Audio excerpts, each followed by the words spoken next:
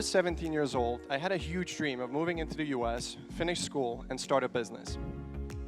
And now I'm happy to say that I finally fulfilled my dream of starting a business, as I've ran my business for about a year, and now employ 15 people, and we've just hit $1.5 million in revenue.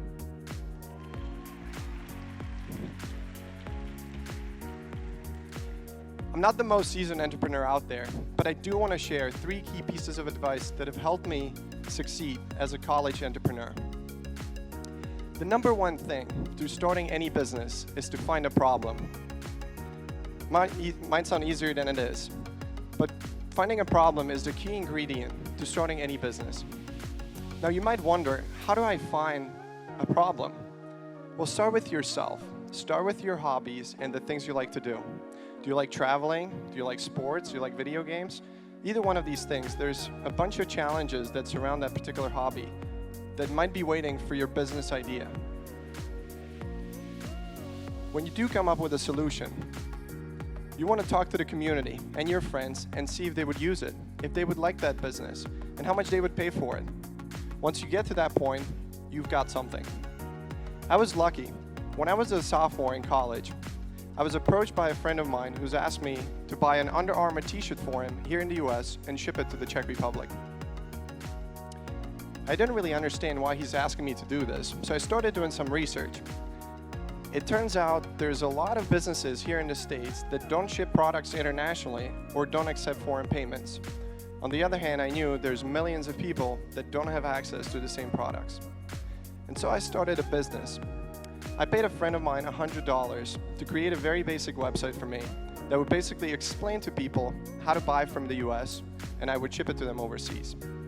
I ran that business for a couple months, and it wasn't until 4 months before graduation where I've heard of the FAU business plan competition and the $250,000 prize pool that you can win. At that point, I knew I'm in.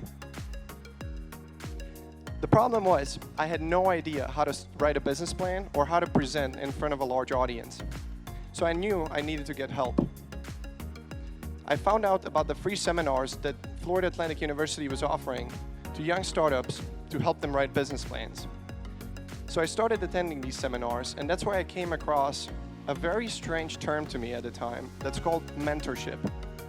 The reason why I say it's strange is because mentorship is a concept of experienced business people that have been there, they have done it, they have successfully started, launched, exited businesses, and now they want to help people, young people like myself, to get their business to the next level for free. Now that's the biggest catch. That's the thing that I couldn't understand. I couldn't understand how somebody would volunteer their time for free and not want anything for it. The reason why I don't understand it, or I didn't understand it, was because coming from a post-communist country, you get nothing for free. And then when you do, there's usually a catch. Well, there wasn't a catch this time. I met my first mentor, Bob Nelson, a gray-haired, 70-year-old dude who's been there, he's done it, he sold and exited his business. And he was there for me. He's helped me to write a killer presentation, a business plan, and helped me win the first place at the FAU business plan competition.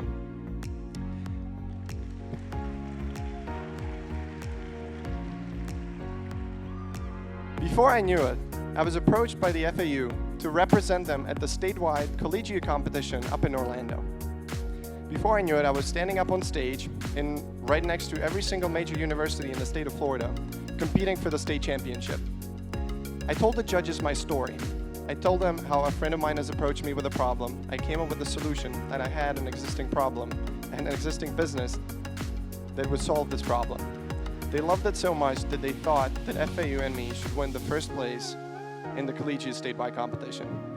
And that was a great feeling. That was one of my best accomplishments so far. And at that point, I knew there's no going back.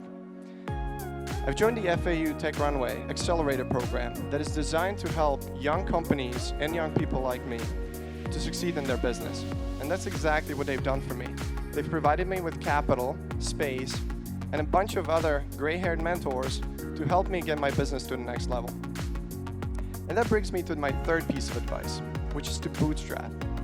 Now, bootstrapping basically means don't spend money on things you don't necessarily need.